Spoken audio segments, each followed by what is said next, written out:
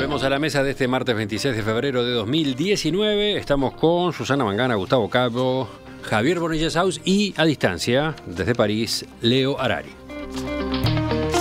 Cambiamos de tema. No vamos a poder analizarlo muy a fondo, pero vale la pena que le echemos una mirada a lo que está pasando en España.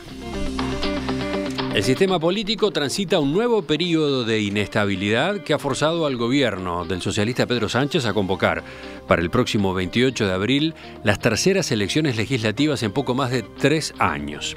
Según las encuestas, 3 partidos, el PSOE, el Partido Popular y Ciudadanos, se disputan el primer lugar en esos comicios. Los sondeos además predicen la irrupción de una quinta fuerza, el partido ultraderechista Vox, que podría estar en posición de formar mayoría con el PP y con Ciudadanos. Esta semana, Sánchez fustigó la posibilidad de esa alianza de derecha. Dejemos de llamar liberal a quien no es liberal. Mirad, sí, porque los liberales en Europa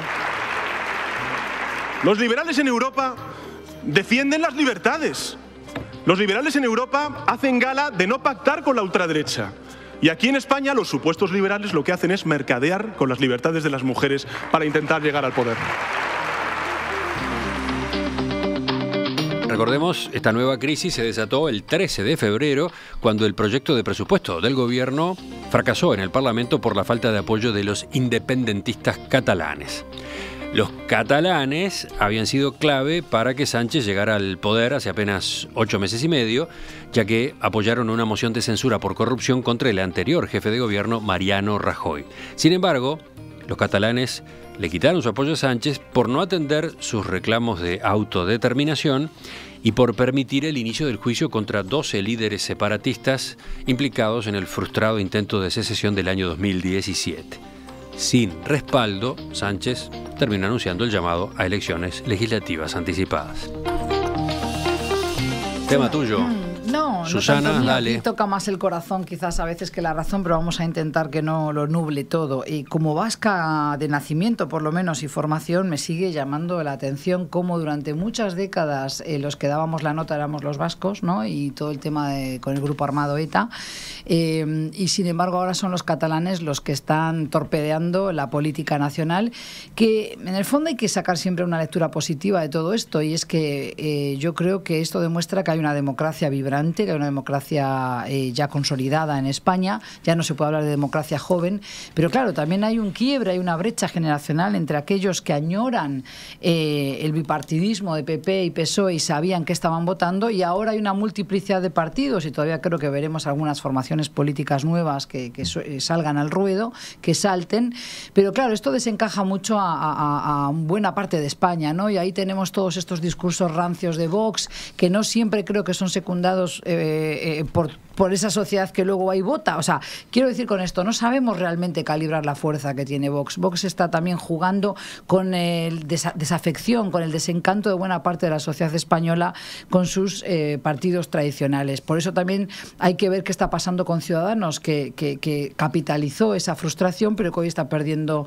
no solo votos, sino también algunos dicen la serenidad, ¿no? Van a trasladar a Inés Arrimadas, un pivote importante en Ciudadanos, a la política nacional, a la política de España, y eso es una especulación. Vamos a ver cómo le sale la jugada. Inés Arrimadas es una dirigente de en Ciudadanos Cataluña, en Cataluña. Exactamente, pero esto están es transformando en dirigente de vocación nacional. Claro, pero ¿qué pasa? Que esto es desvestir un santo para vestir otro, y te puede salir mal la jugada. Ciudadanos, Inés Arrimadas fue, decía Gustavo, fue quien lideró el enfrentamiento político con los independentistas. Bueno, además es una mujer, y por 2 puntos, género, y por 2 puntos no joven. fue la presidenta de la Generalitat. Claro, pero por eso digo que todo esto está generando una tormenta política muy importante, y claro, Ciudadanos ya no se enfrenta como antes al liderazgo vetusto, si se quiere, de Rajoy, sino que ahora tiene a un presidente más joven como es Pedro Sánchez.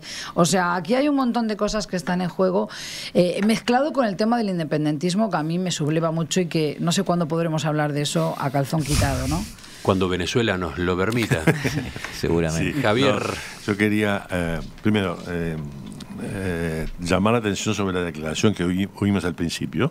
Es decir, las catástrofes políticas suelen estar vinculadas cuando el centro pierde su atadura hacia la izquierda y se desplaza hacia la derecha. Y algo de eso se perfila.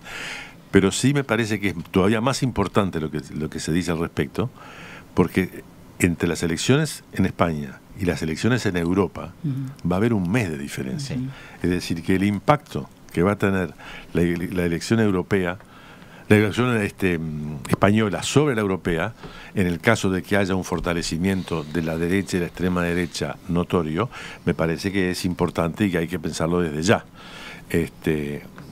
Curiosamente, el PSOE entona algunos cánticos de triunfo o de optimismo. Yo no estaría tan tranquilo, pero porque toda la tendencia europea no apunta hacia ahí.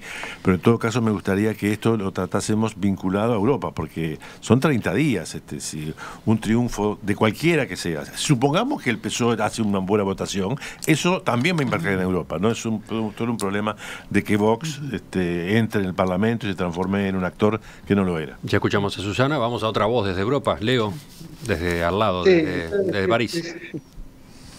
Espero que no lo moleste, pero estoy de acuerdo con Javier. Pero me pone un poco incómodo. Algo anda mal. No, entre otras cosas porque el calendario no es inocente. El tema tiene más vueltas que la oreja. Es difícil de agarrarlo, así rápidamente, en una tertulia. Pero el calendario es importante porque coinciden muchas cosas. 5 semanas después de las elecciones en España están las parlamentarias europeas que efectivamente van a jugar por muchos años para adelante, y los partidos de derecha y extrema derecha están intentando hacer, con la plata, el empuje, el entusiasmo y la inteligencia de Stephen Bannon, la materia gris de Trump, una especie de internacional nacional populista. Entonces cambia mucho las cosas con cada voto en cada país. Pero además de eso, en estos momentos están en tribunales los dirigentes independentistas acusados de rebelión, que van a ser juzgados también casi coincidentemente con el proceso electoral, con lo cual mezcla muchísimo las cosas.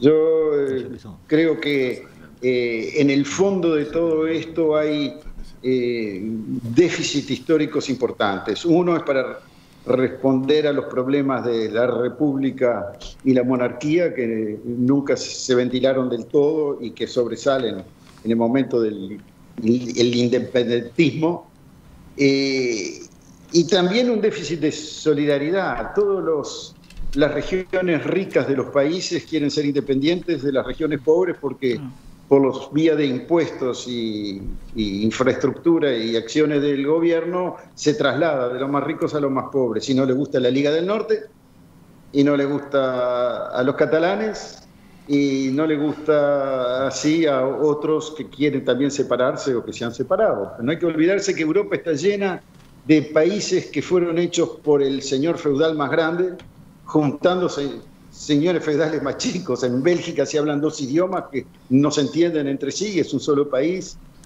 Checoslovaquia tuvo que abrirse en 2, por suerte pacíficamente. Es decir, siempre hay esas tensiones del independentismo que en España están al mismo tiempo reconfigurando las relaciones políticas, se están acabando las formas tradicionales de los partidos, ya sea por la corrupción tremenda que afectó al PP y por la inconsistencia que ha tenido el PSOE, pero todavía el juego, en mi opinión, no está terminado. Esto hasta después de las elecciones europeas no va a haber cosas claras. Bien. Yo creo que Steve Bannon es a Leo Harari lo que el Guasón es a Batman, ¿no? Es decir, un archienemigo. Se lo encuentra en cada esquina. Es cierto lo que dice Leo. Ahora tiene que contestar Leo. No le mojes la oreja de esa forma. No, Leo. Pero él es Batman, él no es el Guasón. Leo. No tengo nada para declarar. Bien. No, lo que apunta Leo es cierto, pero también es cierto en ambos sentidos, ¿no? Es decir, en el año 2014... Perdón, un poquito más atrás. Hay que explicarle un poquito a la gente, que no lo vamos a hacer acá, quédate tranquilo, Emiliano, cómo en poquito más de 10 años España pasó de ser un país bipartidista a tener 5 partidos y rumbo a un 6º ahora, si el partido del juez Baltasar Garzón se termina de inscribir en estas semanas. Pero es así. En las últimas 3 elecciones el PP, que es indicado como de derecha, ganó las elecciones con Rajoy al frente y fue la figura a atacar, la figura a voltear. Pero es cierto que en el 2014, a la luz de a la sombra, de las protestas de los indignados, surge Podemos. Y si bien es cierto que Vox caza votos con su posición, Podemos también lo hizo. O sea, Podemos manejó una agenda típica del momento, políticamente correcta 100%, sí al aborto, sí a los extranjeros, sí a la inmigración, hablar con Cataluña para que pudiera tener su referéndum, es decir, nada de eso era visto tampoco como algo que no fuera captar votos. Lo cierto es que esa ultraderecha y esa ultraizquierda que hoy están presentes, alimentando todo esto, entre ambas son más del 20%. Entonces, de alguna forma, marcan la presencia en el panorama electoral. Hablar del PSOE es obligatoriamente hablar de la historia vital de Pedro Sánchez. Es decir, un hombre que persigue mitos, persigue utopías y a veces lo sacan por la puerta a patadas y él entra por la ventana, como le sucedió en el Partido Socialista. Pero es cierto que también obtiene algún tipo de resultados. Pero Pedro Sánchez no está ahí por el voto de la gente, no está ahí por ninguna elección directa. Pedro Sánchez está ahí por una razón. Y la razón es que en los pasillos del Parlamento logró los votos necesarios para estar allí. Pero entre esos votos logró los de los independentistas. Y no solo los de independentistas catalanes, sino de todas las comunidades autónomas. Por lo tanto, esas promesas, llegado el momento de cumplirlas, no se cumplieron y Pedro Sánchez tuvo su revancha en votos. Es decir, ahora debe entregar el poder. O no, depende de cómo le vayan las elecciones. Entonces, el panorama de España es, como decía Javier, que España está en Europa. Ah, sí, y tiene una fuerte vocación europeísta. Y lo que le sucede a Europa, a España la contagia. O sea, España recuerda... Vox no es, como dijimos acá en alguna mesa, un cisne negro. Vox surge de algo. Surge en un momento de auge de las extremas derechas, como también Jair Bolsonaro en Brasil, como AfD de Alemania, como por ejemplo también en Italia los Salvini, ¿verdad? Y Di Maio. Un dato matemático. Pero yo te quiero decir una cosa. A esto me refiero con lo de la brecha generacional. A ver, España no quiere una vuelta atrás, no queremos volver a un país de derechas, no queremos volver a un país donde hay un discurso rancio. Lo que pasa es que todavía hay mucha gente que necesita esas explicaciones en blanco y negro que dan las extremas derechas. La culpa de que a ti y a tu hijo le hayan rebajado el sueldo la tiene la llegada de los inmigrantes, porque las ayudas van para ahí, que es un discurso que después se replica en otras Estoy de acuerdo contigo que es malintencionado el discurso, pero se apoya en realidades no, se apoya de insatisfacción. En realidades, pero vuelvo a decir, creo que España tiene una fuerte vocación europeísta porque todavía recordamos muy bien, lo tengo hasta yo presente, cómo era vivir fuera de la Unión Europea, o sea, antes del 86 y después. Entonces, no hay un cuestionamiento, como ha habido con el Brexit, a la Unión Europea. El tema es que a Sánchez le están pasando factura porque no entró con votos, digamos, no fue votado. Hay una reminiscencia de aquella gente que recuerda cuando solo eran PP y PSOE, sí, pero habrá que adaptarse a que hay nuevos tiempos, nuevos partidos políticos que tampoco todavía tienen la fuerza para arrollar y dejar de lado a estos dos partidos. Emiliano, repasando las fechas, perdona que te corté, 28 de abril, las elecciones generales en España, 23 a 26 de mayo, las elecciones para europeas. Vox fue el partido que estuvo a punto de entrar en las elecciones anteriores y no logró entrar. Y refleja una realidad. O sea que en hoy España seguramente entre. Vox es un tema polémico. Y esto que plantea este oyente, Guillermo, muy provocador, ¿y en España van a ir elecciones con presos políticos? Claro, obviamente esto tiene que ver con la discusión anterior, ¿no? Con la de Venezuela. Con presos políticos, claro. Le llaman presos políticos y bueno, pero no son presos políticos. El tema es que la discusión, ¿no? Y el Código Penal es muy claro.